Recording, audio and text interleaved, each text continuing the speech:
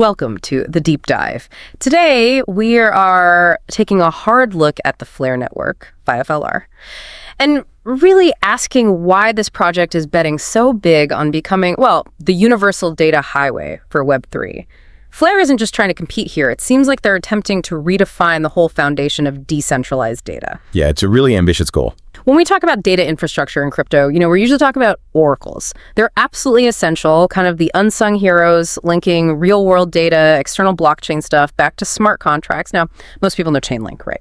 But Flare is built differently on this kind of dual protocol architecture. So our mission today is to really get under the hood, understand these two core technical engines that make Flare unique, and crucially, understand their market strategy, especially this push into the non-EVM world. Right. And that structural difference is key. It's why Flare is set up as an EVM-compatible Layer-1 blockchain. It's really built around two native open interoperability protocols. First, you've got the Flare time series Oracle, the FTSO. That's all about getting fast, reliable, time series data think asset prices mainly. Okay. And second, there's the stake connector. That's the piece responsible for verifying the state of other blockchains, external ones. We're definitely going to spend most of our time today digging into the big scaling improvements they just rolled out, particularly with FTSOv2. Okay, let's start there then. The FTSO data engine. This is the heart of Flare's data delivery, right? It gives you these consensus-driven values pulling from, around 100 independent data providers and calculated using a weighted median. Exactly. But the old version, FTSOv1, sounds like it had a major bottleneck. It handled only 18 different data feeds. And because it was mostly smart contracts doing the work, it was a total gas hog, consuming something like 30% of the network's sustainable bandwidth. That's huge. Yeah, 30%. If you want to be the backbone for Web3 data, 18 feeds and that kind of gas usage, it just wasn't sustainable. It wouldn't scale. Not going to cut it. Precisely. Yeah. That's why FTSOv2 was absolutely necessary.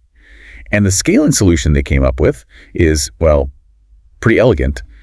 The core idea was shifting almost all the computation off-chain. Ah, okay. So now only the commitment and the final signature checks actually happen on the EVM.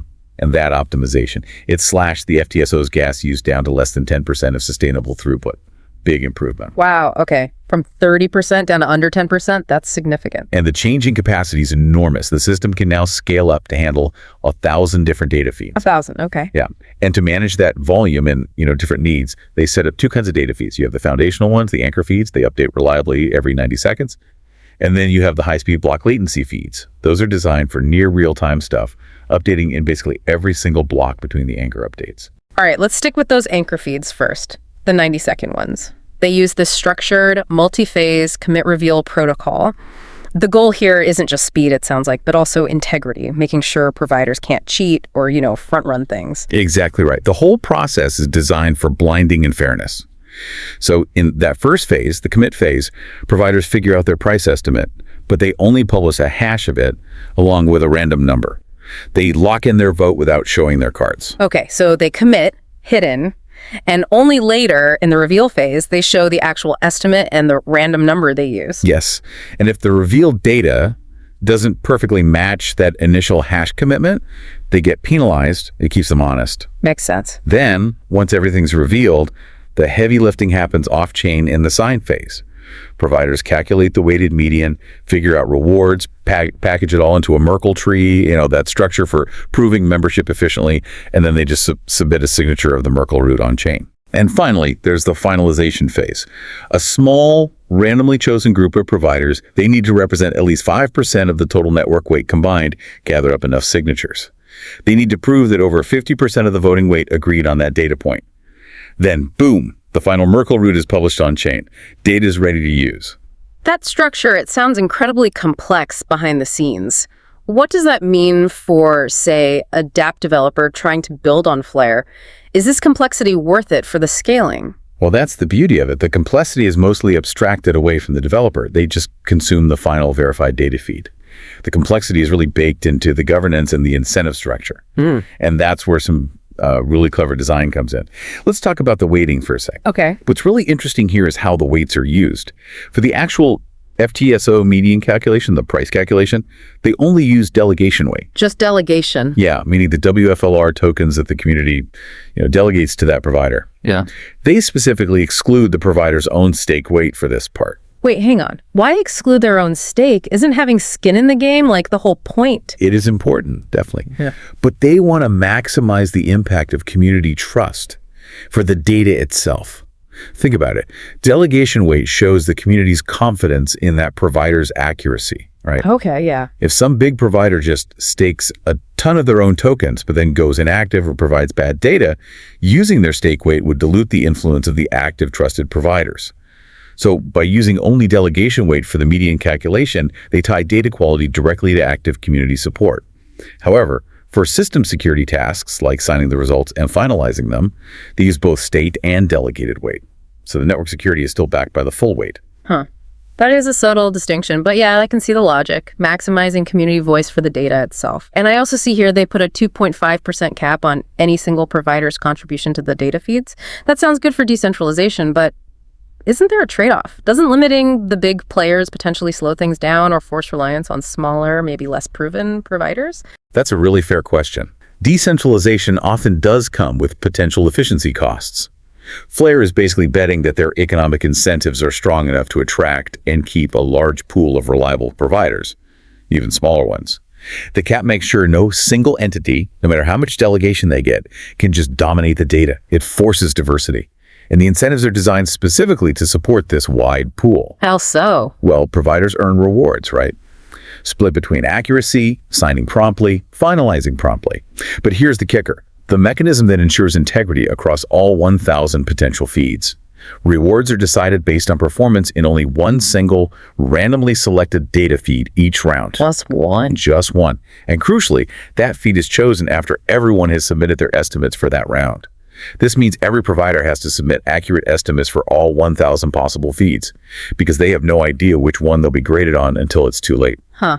That's like being forced to study for every single subject because the pop quiz could be on anything. Exactly. It completely kills any incentive to just focus on a few popular feeds and ignore the rest. That is extremely clever. Okay. Yeah. So that covers the anchor feeds, the foundation.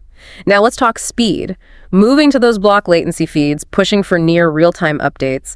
This is where it gets really interesting, like you said, because doing that whole commit reveal, every single block just isn't feasible. No way, it's impossible. Yeah. So they achieve the speed by publishing really frequent but incremental updates, just small changes, or deltas, not the full value computation every time. Deltas, like just up or down. Pretty much. Providers submit a simple unit delta. It's either up +1, down -1, or constant 0. That simple unit then translates into a specific percentage change, a numeric delta based on a dynamic precision setting that can be adjusted. Okay, so if a price jumps, the system reflects it quickly through a series of these small up or down ticks. But who gets to submit these updates? You can't have all 100 providers trying to push an update every single block. Right. This is where they use cryptographic sortition. It's a technique borrowed from projects like Algorand. You can think of it like a fair, verifiable lottery that runs every block. A lottery? Basically, yeah. Your chance of winning the right to submit an update in a given block is proportional to your signing weight. That's the combined staked and delegated weight we talked about. The selection process itself is deterministic, meaning anyone can verify who was chosen, but it's completely unpredictable beforehand. If you're selected, you get a short window, just a few blocks, to get your update transaction published. Gotcha. So it's a weighted, provably fair, random selection each block. And this system is really aimed at those high-performance use cases, right? Like leverage trading on DXs, where waiting 90 seconds for a price update is just way too long. Yeah, an eternity in DeFi. And the incentives for this rapid-fire system must be crucial, too. You mentioned two types. That's right. Two main incentive drivers here. First is accuracy. The block latency feed only gets rewarded if its value, when the next anchor feed gets published, falls within the acceptable reward bands set by that slower foundational anchor feed. Ah, so it keeps the fast feed tethered to the quote-unquote true value from the anchor feed. Exactly. It ties the hyperspeed feedback to that fundamental source of truth, prevents it from drifting too far off. And the second type of incentive is for volatility, which is pretty strategic. This actually allows third parties to think a DeFi protocol that needs super fast price updates to offer extra monetary incentives. To do what? To temporarily increase the expected number of providers chosen per block, or to increase the precision of the updates. So basically, a dApp can pay to make the price updates happen more frequently or in smaller increments, effectively increasing the speed at which the price feed can react to market moves. Whoa. And providers get rewarded just for participating during these boosted periods, helping deliver that faster price discovery when the market demands it. So the dApps needing the speed can directly incentivize the network to provide it dynamically. Yeah. That's a really interesting market-driven approach to data quality and speed. It is. And if you connect this whole dual FTSO infrastructure back to the bigger picture, it's all about creating this environment that's rich with reliable, fast data, which you absolutely need if you want to support high-value assets. And that brings us right to Flare's other major protocol, the state connector. Right, the state connector. This is the piece that really unlocks Flare's big vision for interoperability, isn't it? It acts as the decentralized way to verify what's happening on other blockchains or even off-chain data sources, like confirming if a Bitcoin transaction went through, or maybe more importantly for Flare, an XRP transaction. Exactly. Its main job is to be this trustless, secure, universal data bridge. If you want to bring, say, Bitcoin onto the Flare network so you can use it in smart contracts, creating an F asset like FBTC, you need absolute rock-solid, trustless proof that the original Bitcoin transaction actually happened and is final. The state connector verifies that history on the other chain and helps mitigate risks like reorg attacks, all without needing some centralized custodian in the middle. And how does it do that verification? It uses its own separate request commit reveal protocol, or RCR, different from the FTSO's process. Here, a user submits what's called an attestation request, basically asking a question like, did this specific Bitcoin transaction happen and reach finality? Then a pool of attestation providers go check the state on that external chain and attest to whether it's true or not, reaching consensus on Flare. That sounds like a huge, complex undertaking, too. Now, Chainlink and others, they already have solutions for bridging assets and getting external data. What's the fundamental security difference here? How is the state connector offering a different kind of trustlessness? Yeah, this is really the core competitive difference, I think. You can kind of think of Chainlink's security model as focusing primarily on the economic integrity of the data feed itself, right? They use massive staking/slashing penalties to make sure the Oracle reporters are honest. They're focused on the honesty of the messenger carrying the data. Okay, economic security. Flare's approach, with its own avalanche-based consensus combined with federated Byzantine agreement, it focuses more on decentralized blockchain integrity itself, securing the highway, not just the messengers. The state connector uses the chain's own consensus to trustlessly verify history and external state, not just the next price update from an Oracle network. And this is what allows Flare to bring assets that don't have native smart contracts like XRP, Bitcoin, Doge, Litecoin onto its EVM as these F assets.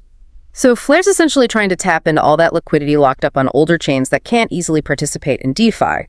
And that leads directly into their market strategy, XRP-Fi, targeting the XRP ecosystem specifically. Absolutely. The XRP community is massive, very loyal, and historically, pretty underserved in DeFi, simply because XRP itself isn't a native smart contract platform.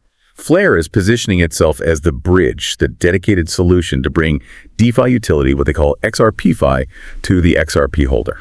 And they seem to be getting some real institutional traction with that focus, too. There was that partnership announced with Vivo Power, listed on NASDAQ, planning to deploy over $100 million of XRP into yield strategies using Flare. Plus, the big partnership with Uphold to bring XRP-Fi staking and lending right onto the network. Yeah, those aren't just paper announcements. We're seeing actual capital moving. FXRP, the F-asset version of XRP, its total value locked, or TVL, recently passed, $86 million? Yeah. And over $60 million of Tether's USDT has been minted directly onto the Flare network, too. So that liquidity is flowing, proving there's real demand for these F-assets and the state connector's capability. Okay, so the tech is complex, the strategy is clear. But we also have to touch on the community context, maybe some of the historical baggage. Flare's launch wasn't exactly smooth sailing, right? There were delays, the Songbird Canary network, and then that big change to how the FLR airdrop worked. Yeah, the airdrop change definitely caused some significant market drama. Some of the early supporters felt the change moving from a single big drop based on an old snapshot to this ongoing distribution tied to wrapping your FLR. They felt it was kind of a bait and switch. Right. What was the main complaint there? The core complaint was that this new mechanism heavily favored large holders, like the FTSO providers themselves and big exchanges. Because they could easily accumulate and wrap huge amounts of FLR, they ended up positioned to receive a much larger share of the total FLR supply over time than maybe was initially anticipated under the old plan. Some felt it undermined the original goal of getting the token widely distributed to the retail XRP holders from that snapshot. It definitely highlights that tension, between technical goals and market realities and managing early community expectations. Yeah, definitely a tough balancing act. So Flare has this ambitious tech vision, but they also have to navigate that history as they execute. For sure. So if we pull it all together, Flare is making this really significant, quite unique bet on its dual infrastructure. On one hand, you have this super high-speed scalable data feed system with FTSOv2 1,000 feeds, near real-time updates possible. And on the other hand, the State connector, which is their key to unlocking all this non-EVM liquidity, especially focusing hard on the XRP market right now, they're really trying to build the most robust, decentralized data layer they can by baking integrity right into the network's foundation, rather than just relying on those external economic penalties alone. And here's a detail I found fascinating in the technicals. The FTSO providers, the ones submitting the main 90-second anchor values, they are explicitly not rewarded or penalized based on whether their estimate agrees with the short-term trend shown by the faster block latency feed. Right. That design choice deliberately separates the incentives. It seems to force those anchor providers to focus only on predicting the true, maybe longer-term value, regardless of what kind of short-term noise or volatility the block latency feed might be showing. It's like a mechanism trying to separate fundamental truth from momentary trends. Which is a great segue to our final thought for you, the listener, to chew on. FTSOv2 has these specific incentives built in that allow users to pay to increase volatility and responsiveness in the block latency feeds. You can literally buy faster price fluctuations when you need them. Yet at the same time, it maintains these strict accuracy bands, tying those fast feeds back to the slower, foundational 90-second anchor feeds. So how might this inherent tension, this conflict between deliberately encouraging rapid price fluctuation on one hand and demanding long-term accuracy anchored to a slower truth on the other, how might that ultimately redefine what truth even means in a decentralized data feed? Definitely something to think about. We've given you a lot to process there. Thanks for driving depth with us today.